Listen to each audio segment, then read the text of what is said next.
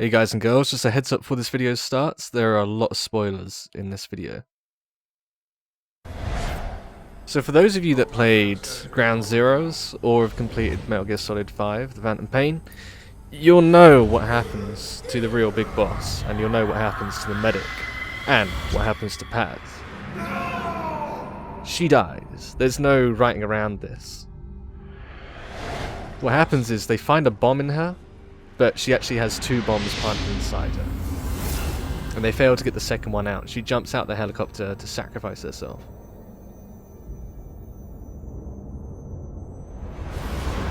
Now, as you may or may not know, if you go to the medical platform after a certain point in the game, you'll be able to find Paz just chilling by herself in one of the medical rooms. Oh, Snake! When this storyline arc starts, Miller and Ocelot will be telling you how she's kind of hallucinating and they just found her drifting and she's not really thinking properly.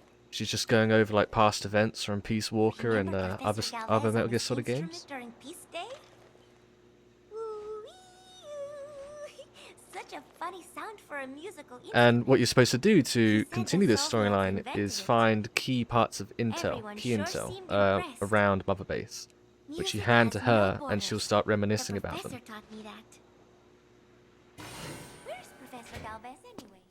If you do this a certain amount of times, you get the ending for this storyline, where basically Paz starts tearing at her guts again. It's pretty graphic. Starts tearing at her guts again, pulls out a bomb, and then you end up reenacting the scene from the helicopter again.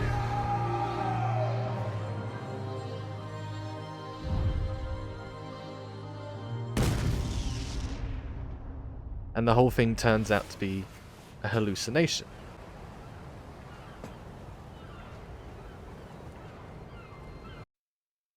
Now, what does this all mean? Well, keeping in theme of the game, The Phantom Pain, pain can be both physical and mental, and this is just another aspect of the boss's pain.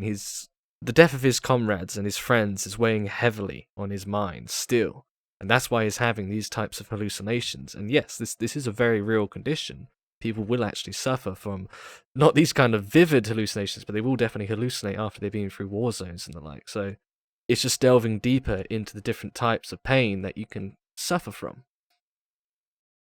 There's actually a little secret I came across before this, which actually clues on to the fact that Punish Snake is hallucinating. During all this, you can figure it out. It's actually fairly intuitive. If you mark all 4 corners of the room and then step outside, you'll notice that it's not actually there. He is just hallucinating whenever he goes to the medical bay, and quite rightfully so, in my opinion. Punish Snake has been through a lot. His memories have been altered. He's definitely got some severe mental issues. But not taking the storyline for the face value, and if we look at it a bit deeper from a different perspective, we can see what really happened with Metal Gear Solid: The Phantom Pain. Now, if you watch my video, episode 52, The True Truth, you'll see I kind of hinted at what I thought was happening at Konami. We all know that Hideo Kojima, after 25 years of making games, was being let go, basically, from Konami. But we also know that Metal Gear Solid 5, The Phantom Pain, was one of the most expensive games that Konami's ever made. The engine for it alone cost an extreme amount of money.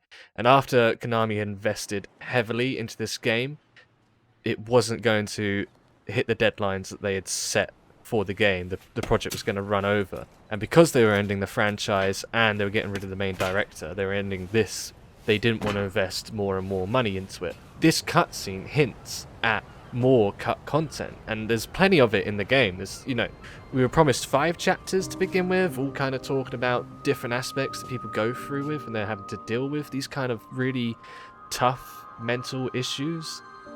Talking about how soldiers react under tough conditions, and that in its own right is a very, very deep and complicated subject. There's so much to play with here, but none of it got used. It was just cut due to poor management of resources. Paz's storyline not only tells us more about the characters in The Phantom Pain, but also about the people that made The Phantom Pain. And after playing this game, I am left with emotion. And sadly, that's the pain of knowing how much potential this game had and watching it fall short of what it could have been.